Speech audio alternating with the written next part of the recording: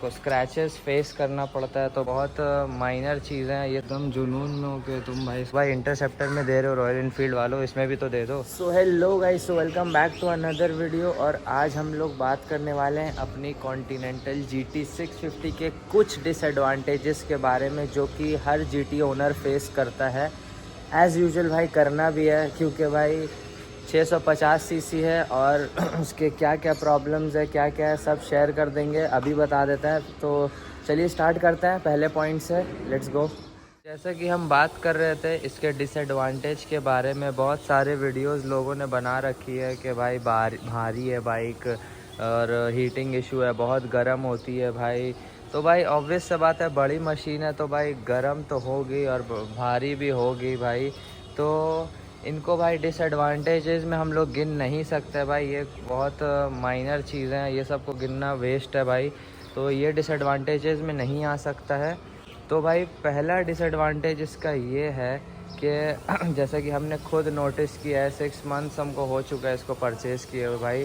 जो इसका जो पहला डिसएडवांटेज है वो है इसका मड गार्ड भाई। इसका मड गार्ड छोटा है, तो इसके वजह से जो कंकड़ पत्थर जो होते हैं वो टायर में फंस के सीधा इसके हेड लैम्प पर जाके टकराता है, जिसके वजह से भाई इसके हेड लैम्प पर हम लोग को क्या बोलते हैं उसको, स्क्रैचेस फेस करना पड़ता है। तो भाई वो एक मेरे हिसाब से पहला डिसएडवांटेज है। उन लोगों को मड गार्ड लाइक थोड़ा सा बड़ा होता तो ज़्यादा सही रहता है, बट इसके टायर पे लगता है वो और सीधा हेड लैम्प पे जाके लड़ता है, जो भी छोटा छोटा कंकड़ आता है। तो उसके वजह से अगर आपने हेड लैम्प पे लैमिनेशन नहीं कराया होगा तो भाई छोटा छोटा स्क्रैचेस देखने को मिल जाएगा, जैसे कि मेरे में भी देखने को मिल रहा होगा।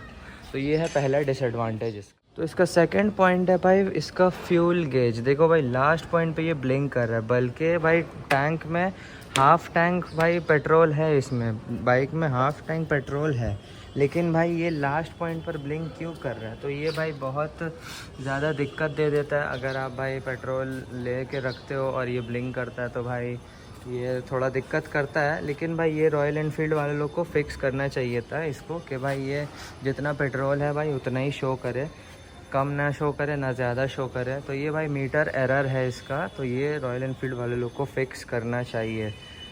थर्ड डिसएडवांटेज के बारे में बात करते हैं, तो वो है भाई इसका सेंट्रल स्टैंड जो मिडिल स्टैंड होता है वो बोलता है सेंट्रल स्टैंड। तो भाई जैसे कि GT है और इंटरसेप्टर है, दोनों सेम सेगमेंट की बाइक्स है भाई, दोनों सेम ही है, ऑलमोस्ट सेम है, पावर का डिफरेंस है बस। लेकिन भाई इंटरसेप्टर में हम लोग को सेंट्रल स्टैंड मिलता है और इंटरसेप्टर का प्राइसिंग इससे 50,000 कम है और इसका थोड़ा उससे ज़्यादा है। तो भाई 50,000 भी एक बड़ा अमाउंट है। तो जैसा कि हम लोग को कॉन्टिनेंटल में सेंट्रल स्टैंड नहीं मिलता है, बट इंटरसेप्टर में मिलता है।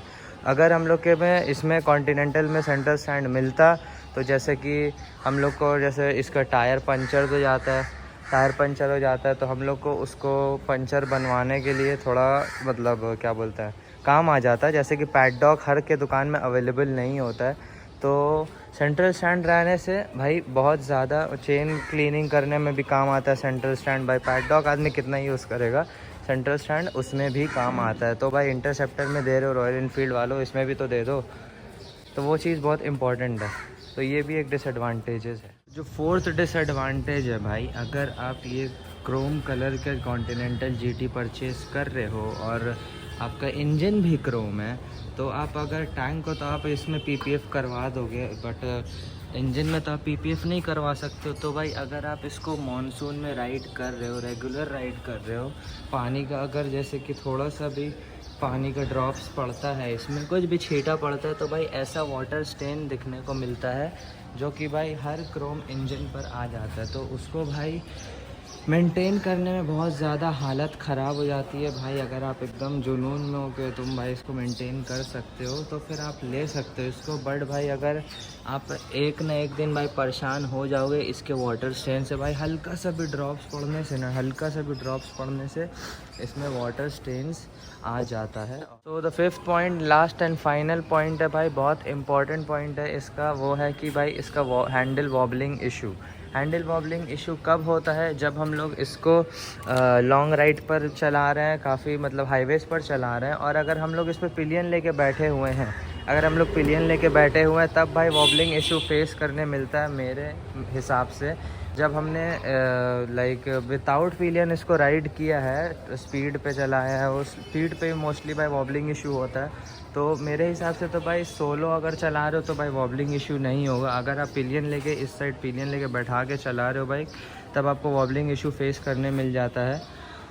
बट लेकिन विदाउट पिलियन आपको 2024 एडिशन मतलब 2024 मॉडल वाले बाइक पे आपको वॉबलिंग इशू फेस करने नहीं पड़ेगा मेरे हिसाब से। लेकिन 2023 2024 ये सब में भाई वॉबलिंग इश्यूज़ है।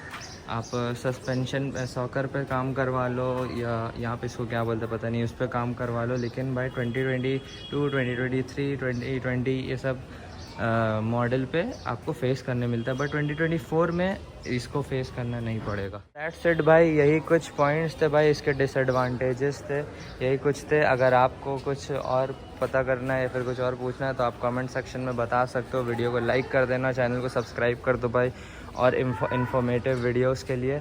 तब तक के लिए बाय बाय।